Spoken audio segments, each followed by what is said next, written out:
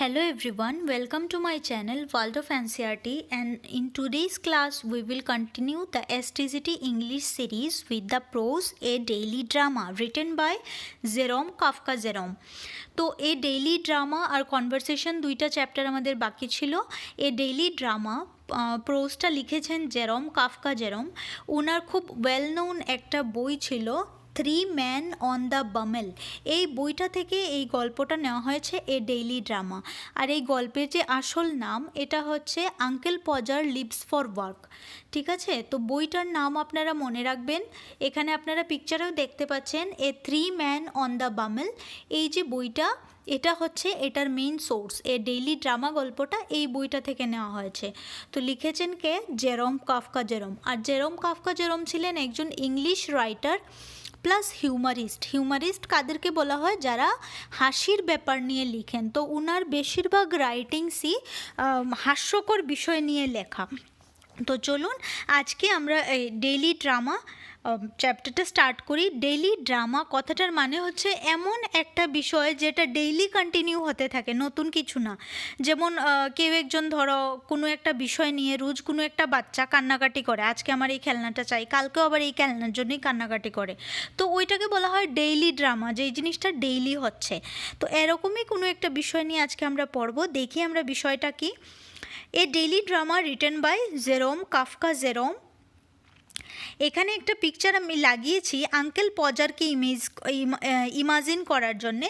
তো এই যে প্রোজটা ডেইলি ড্রামা, এটার মেইন প্রোটাগনিস্ট হচ্ছেন আমাদের আঙ্কেল পজার। প্রোটাগনিস্ট কারা? যাকে যেই চরিত্রটাকে মাঝখানে রেখে পুরাটা গল্প রেডি হয়। তো আমাদের এই গল্পের রেডি হচ্ছেন উনি, mister uncle পজার। From my uncle, sorry এখানে ফাদার লেখা হয়েছে, এটা পজার হবে, এটা ভুল হয়ে গেছে, পজার। From my uncle Pojar's house, the railway station was 8 minutes walk. আমার আঙ্কেল পজারের বাড়ি থেকে রেলওয়ে স্টেশন কতটুকু দূরে ছিল? এটা ছিল মাত্র 8 মিনিটের রাস্তা। এই ছোট ছোট বিষয়গুলি মনে রাখবেন, কোয়েশ্চেন আসবে। কতটুকু দূরত্বে ছিল? 8 মিনিটের রাস্তা ছিল। My uncle always said give yourself a quarter of an hour and work gently.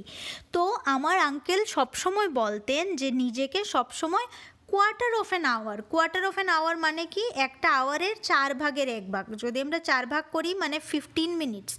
Uncle বলতেন যে নিজেকে সবসময় quarter of an hour 15 minutes দাও অ্যান্ড ওয়ার্ক জেন্টলি। কোথায় যাওয়ার আগে নিজেকে 15 মিনিট সময় আগেই রেডি হয়ে যাও আর আস্তে আস্তে বেরো। যেমন আমাদের মধ্যে অনেকের এমন স্বভাব থাকে না যে আগে আগে একটু ডিলে করা। আর টাইম যেমন 9টায় আপনি কোথাও যাবেন, 9টা বাজার একটু আগেই মনে হয় আর এই টাইম তো চলে এসেছে, তখন আমরা খুব রাশ করি। তো এমনই একজন মানুষ ছিলেন আঙ্কেল পজার। কিন্তু উনি কী করতেন? জ্ঞান দিতেন সবাইকে যে give yourself a quarter of an hour, at least 15 মিনিট আগে তোমরা রেডি হও অ্যান্ড ওয়ার্ক জেন্টলি, আস্তে ধীরে বেরো। But he always did was to start 5 minutes before the time and run. কিন্তু উনি অ্যাকচুয়ালি কী করতেন? উনি ধরুন কোথাও উনি 9টায় যাবেন, 9টা বাজার 5 মিনিট আগে ওনার মনে হতো যে যেতে হবে, আর এত তাড়াহুড়া করতেন, তারপর ওনাকে দৌড়ে দৌড়ে যেতে হতো। নেক্সট দেখি আমরা। Many fat gentleman lived at Ealing. এবার এলিং কি? এটা হচ্ছে সাউদার্ন ইংল্যান্ডের একটা জায়গা।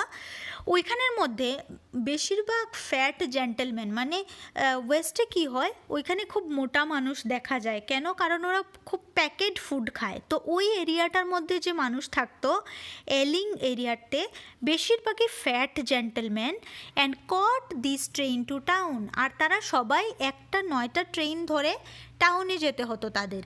দে অল স্টার্টেড লেট। আর এই বয়স্ক মানুষরা সবাই লেটে স্টার্ট করতো। And they all carried a black bag and a newspaper in one hand and an umbrella in the other. তো যদি কোয়েশ্চেন আসে ওনাদের কাছে কি কি থাকতো, সবার কাছে একটা ব্ল্যাক ব্যাগ থাকতো, একটা নিউজ পেপার থাকতো, আর একটা হাতে একটা আমব্রেলা থাকতো। এই নিয়ে ওনারা দৌড়ে দৌড়ে স্টেশনে যেতেন। For the last quarter of a mile to the station, whether the weather was wet or fine they all ran. এবার যদি ওই সময়ে ওয়েদারটা আবহাওয়াটা যদি বৃষ্টি থাকে তাহলেও ওনারা দৌড়ে যেতেন, আর যদি সুন্দর থাকে তাহলেও দৌড়ে যেতেন। মানে যে কোনো সিজনে ওনারা ওই এরিয়ার মধ্যে যত ফ্যাটম্যান থাকতেন সবাই দৌড়ে দৌড়ে গিয়ে ট্রেন স্টেশনে পৌঁছাতেন। People with nothing else to do used together in the street on fine mornings to watch them pass. এবার আমাদের সবার দেখবেন গ্রামে এমন কিছু মানুষ থাকে যাদের কাছে কোনো কাজ থাকে না, তারা বাজারে এখানে গ্যাদার করে ওইখানে গ্যাদার করে। তো এরকম কিছু মানুষ, people with nothing else to do, যাদের আর কোনো কাজ ছিল না, use together in the street, sorry এখানে হবে use to gather in the street. তারা সবাই রাস্তার মধ্যে জড়ো হতো অন ফাইন মর্নিং, সুন্দর যেই দিন বৃষ্টি টিষ্টি থাকতো না ওই দিন মানুষ জড়ো হতো, টু ওয়াচ দেম পাস, এই বয়স্ক মানুষরা কীভাবে দৌড়ে দৌড়ে গিয়ে স্টেশনে যাচ্ছে এটা দেখার জন্যে এরিয়ার কিছু লোকাল ছেলেমেয়েরা এখানে দাঁড়াতো। And shout encouragement to them, আর চিৎকার দিয়ে দিয়ে তাদেরকে এনকারেজ করতো যে যাও যাও দৌড়ে যাও, ট্রেন ছুটে যাচ্ছে এরকম। They did not run well, এবার তারা তো খুব মোটা, যারা দৌড়াতো জেন্টেলম্যানরা, আমরা পড়েছি এখানে the fat gentleman. They did not run well, তারা খুব ভালো দৌড়াতে পারতো না। They did not even run fast, আর তারা স্পিডেও দৌড়াতে পারতো না। But they tried their hardest, কিন্তু ট্রেন তো ধরতে হবে, তাই তাদের যতটুকু সামর্থ্য তারা চেষ্টা করতো। ইনক্লুডিং মাই আঙ্কেল পজার। মাই uncle always got up early, কিন্তু আমার আঙ্কেল এবার দেরি কেন হতেন এইটা আমরা একটু দেখি। মাই uncle always got up early enough, আমার যে আঙ্কেল ছিলেন উনি রোজ সকালে খুব তাড়াতাড়ি ঘুম থেকে উঠতেন। But trouble seem to come to him at the last moment, কিন্তু ওনার যা প্রবলেম আছে এটা শুরু হতো লাস্ট মোমেন্টে। The first thing he did after breakfast, উনি ব্রেকফাস্ট করতেন, করার পর সবের আগে যেই ঘটনাটা ওনার সাথে ঘটতো, to lose his news paper, উনি ওনার নিউজ পেপার হারিয়ে ফেলতেন। ওয়েনেভার হি লস্ট এনিথিং, আর যখন ওই আমার যেমন আপনারা দেখবেন বাড়িতে এমন ঠাম্মা দাদু একটু বয়স্ক মানুষ যারা আছে না, তারা কোনো একটা জিনিস কোথাও রেখে ভুলে যায়, তারপর কি করে বাড়ির সবাইকে বকাবকি করতে থাকে যে আমার জিনিস ধরো কেন, এটা রেখেছো কেন, কিন্তু উনারাই রেখেছেন। তো এমন ঘটনা ঘটতো আঙ্কেল পজারের সাথেও। উনি বলতেন whenever he lost anything my uncle Podger did not say to himself, যখনই আমার আঙ্কেল পজার কিছু একটা জিনিস হারাতেন উনি কোনো সময় নিজেকে বলতেন না I am a careless old man, কোনো সময় বলতেন না যে আমি একটা careless old man. I lose everything, আমি সব কিছু হারিয়ে ফেলি। I never knew where I have to put anything, আর আমি কোনো সময় জানি না কোথায় আমি জিনিসটা রেখেছি। I can never find it again for myself, আর আমি কোনো সময় নিজে থেকে আবার ওই জিনিসটা খুঁজেও পাই না। I must be a great trouble to everybody around me, নিশ্চয়ই আমি আমার আশেপাশের সবাইকে খুব বেশি বিরক্ত করি। No, whenever he lost anything, মানে এই যে কথাগুলি বলা হলো ওনার সম্বন্ধে যা ট্রু, এর একটা উনি বলতেন না নিজের সম্বন্ধে। কি বলতেন? No, whenever he lost anything he always blamed everybody except himself, আর যখনই উনি কিছু একটা হারাতেন উনি নিজেকে ছাড়া বাকি সবাইকে দোষ দিতেন। উনি কোনো সময় বলতেন না যে উনি নিউজ পেপারটা কোথাও রেখে হারিয়ে ফেলেছেন, উনি সব সময় অন্যদের দোষ দিতেন। দেখি এবার কিভাবে দোষ দিতেন উনি।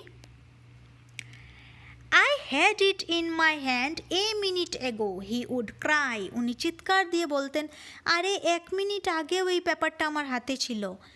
Perhaps you have left it in the garden, my aunt would suggest, তখন আমার যে আন্টি আছেন উনি বলতেন হয়তো তুমি বাগানে পেপারটা ফেলে রেখে এসেছিল পড়তে পড়তে। Why should I leave it in the garden? I don't want a paper in the garden. I want the paper in the train with me. Why should I leave it in the garden? আমি এটাকে বাগানে কেন ফেলে আসবো? I don't want a paper in the garden. Paper স্পেলিংটা এখানে ভুল হয়েছে, এই স্পেলিংটা কারেক্ট, PAPER, ঠিক আছে? এই স্পেলিংটা একটু ঠিক করে নেবেন আপনারা। I don't want a paper in the garden, আমি পেপার চাই না গার্ডেনের মধ্যে। I want the paper in the train with me, আমি তো পেপারটা আমার সাথে ট্রেনে নিয়ে যেতে চাই, তাহলে আমি বাগানে কেন ফেলবো? Have you put it in your pocket? এটা কি তুমি তোমার পকেটে রেখেছো? Do you think I should be standing here at 5 minutes to 9 looking for it if I had it in my pocket all the time? Do you think I am a fool? এবার এই কথা তোমার পকেটে রেখেছো, এই কথাটা বলতেই উনি আরও রেগে গেলেন। কি বললেন? Do you think I should be standing here at 5 minutes? তোমার কি মনে হয় আমি এখানে 5 মিনিট থেকে দাঁড়িয়ে 9টা বাজার অপেক্ষা করছি, মানে ঘড়িতে 9টা বাজার আর কি, 9টায় উনি ঘর থেকে বেরোবেন, 5 minutes to 9 looking for it if I had it in my pocket? যদি পত্রিকা আমার পকেটেই থাকে তাহলে কি আমি 5 মিনিট থেকে এখানে দাঁড়িয়ে দাঁড়িয়ে 9টা বাজার অপেক্ষা করছি? Do you think I am a fool? কী মনে করো তুমি, আমাকে কি বোকা মনে করো? Here somebody would ask what's this and hand him from somewhere a folded newspaper. তখন হঠাৎ করে ঘরের কেউ একজন বলে উঠত যে এটা কি, বলে একটা দুমড়ানো মুচড়ানো ফোল্ডেড নিউজ পেপার ওনার হাতে দিয়ে দিত, কুচকানো একটা newspaper. I do wish people would leave my things alone. এবার আঙ্কেল কি বলতেন? He would say taking it angrily. এবার পেপারটা যে দিত তার হাত থেকে কেড়ে নিয়ে উনি বলতেন, আমি ইচ্ছা হয় আমার যে সব মানুষ আমার জিনিসে হাত দেবে না, আমি চাই কেউ আমার জিনিসে হাত না দেব। এটা বলে উনি রাগে পেপারটা হাত থেকে ছিনিয়ে নিতেন। He would open his bag to put it in. আর উনি ব্যাগ খুলতেন যখন নিউজ পেপারটা ভিতরে ঢুকানোর জন্য, and then taking a quick look at it, তখন ওই পত্রিকাটাকে একটু দেখে নিতেন। হি উড পজ স্পিচলেস, আর দেখে পুরো হতবাক হয়ে দাঁড়িয়ে যেতেন। What's the matter my aunt would ask. এবার আমার আন্টি জিজ্ঞেস করতেন, ওমা আবার কি হলো? It's yesterday's paper, he would shout, throwing it down on the table. এবার উনি চিৎকার দিয়ে পেপারটা টেবিলের উপর ফেলে বলতেন, এটা গতকালকের পত্রিকা, এটা আজকের পত্রিকা না। We found the right one for him at last. Very often he was sitting on it. আর আমরা কি করতাম? বেশিরভাগ সময়ই পত্রিকাটা খুঁজে পেতাম কোথায়? উনি যেখানে বসেছেন ওনার সোফার মধ্যে, ওনার নিচে এটাকে আমরা পেতাম। দেন হি স্মাইল স্যাডলি। আর এটা যখন আমরা বলতাম যে এই তো তুমি পেপারের উপরে বসে আছো, তখন উনি কী করতেন? খুব দুঃখের সহিত হাসতেন, এমন একটা ভাব দেখাতেন যেন if he was living with a lot of hopeless people, hopeless fools, যেমন উনি পুরা ঘর ভর্তি বোকা কিছু মানুষের সাথে থাকছেন, কেউ একজন ওইটাকে টেকনিক্যালি উনার সোফার মধ্যে রেখে দিয়েছে আর উনি বসেছেন, মানে এটা দুষ্টা পুরোপুরি অন্যের উপর উনি চাপিয়ে দিতেন আর কি। All the time right in front of your nose. তো কেউ একজন বলতো এটা তো সব সময় থেকে তোমার সামনেই ছিল। তো এই হলো কাণ্ড। এটা হচ্ছে আঙ্কেল পজারের ডেইলি অ্যাক্টিভিটি, এটাকে ডেইলি ড্রামা বলেছে, ডেইলি এই সেম জিনিসটা হতে থাকতো। তারপর আমরা দেখি কি হতো। এবার উনি আলটিমেটলি তো পেপার পেলেন, এবার তো উনি ঘর থেকে বেরোবেন। Then he would go to the hall. এবার উনি হল রুমে গেলেন, where it was my aunt's custom to have all the children ready to say goodbye to him. এবার আপনারা একটা কথা মনে রাখবেন, উনার না টোটাল 6টা বাচ্চা ছিল। তো আন্টি যে আমার আন্টের নাম ছিল মারিয়া, আই থিঙ্ক, এখানে লেখা নেই যদিও নামটা। তো আন্টি কী করতেন, সব কয়টা বাচ্চাকে উনার একটা কাস্টম ছিল, হল ঘরে আনবেন, এনে বলবেন যাও যাও বাবাকে টাটা করো। এটা একটা মানে রুলস আর কি, একটা আদরের একটা সিচুয়েশন। উনি সব বাচ্চাকে হল ঘরে নিয়ে আসতেন বাবাকে টাটা করার জন্যে। এবার বাচ্চা তো 6টা, one of them of course was sure to be missing. আর এই 6টা বাচ্চার মধ্যে হল ঘরে দেখা যেত একটা বা 2টা বাচ্চা শিওর মিসিং থাকতো, একটা থাকতো না, হয় 5টা এসেছে বা 4টা এসেছে, 2টা নেই। And the moment this was noticed, আর যখন দেখা যেত যে 6টা বাচ্চা আসেনি, all the others would run off with loud cries to find it. আর বাকি 5টা বাচ্চা কী করতো, বলতো বাবা দাঁড়াও দাঁড়াও আমরা ওকে খুঁজে নিয়ে আসি, বলে বাকি 5টাও চলে যেত এখান থেকে ওটাকে খুঁজে নিয়ে আসার। এবার উনি বাই না বলে যেতে পারবেন না, আর অলরেডি উনার লেট হয়ে যাচ্ছে। মোর মিনিটস পাস্ট, আর এইসব করতে করতে আরও টাইম চলে যেত। দিস ওয়াজ গোয়িং অন, আর যখন এইসব চলতো তখন আরও টাইম চলে যেত, which was just enough time for my uncle to find his umbrella and lose his head. Then at last when everybody was together in the hall again, the clock would strike 9. আর ultimately কী করতেন, এই সব করতে করতে tata করতে করতে একটা বাচ্চা হাঁটতো, আরেকটাকে খুঁজে আনো, এইসব করতে করতে অনেকটা টাইম চলে যেত। ততক্ষণে আরেক নতুন কাণ্ড হতো। কী হতো? এই টাইমটা ছিল আমার আঙ্কেল পজারের জন্যে পারফেক্ট টাইম। কিসের? উনি তো যে কোনো জিনিস রেখে ভুলে যেতেন। দেখুন এখানের মধ্যে উনি ছাতিটা রেখেছেন, ছাতিটা রেখে উনি ভুলে যাবেন যে ছাতা কোথায় রেখেছেন, অ্যান্ড লুজ হিজ হ্যাট, আর মাথা থেকে খুলে টুপি কোথায় রেখেছেন। এবার এটা খুঁজতে খুঁজতে আরও টাইম চলে যেত।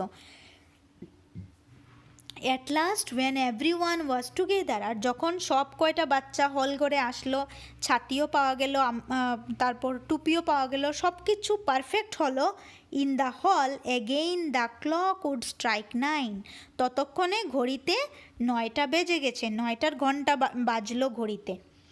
The oldest boy would say that the clock was 5 minutes slow. এবার উনি দেখুন আঙ্কেল পজার ঠিক 9টায় ঘর থেকে বেরোবেন, এইসব করতে করতে তো ঘরে 9টা বেজে গেল। তখন যে ওল্ডেস্ট বয়টা আছে, ওনার সব থেকে বড়ো ছেলে উঠে বলল, বাবা ঘড়িটা তো 5 মিনিট slow.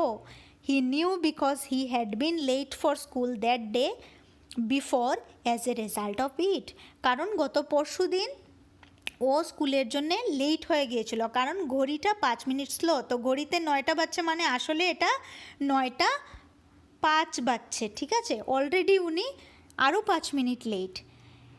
At this my uncle began to rush madly towards the gate, আর এই কথাটা শুনেই একদম গেটের দিকে পাগলের মতো আমার আঙ্কেল দৌড় লাগাতেন।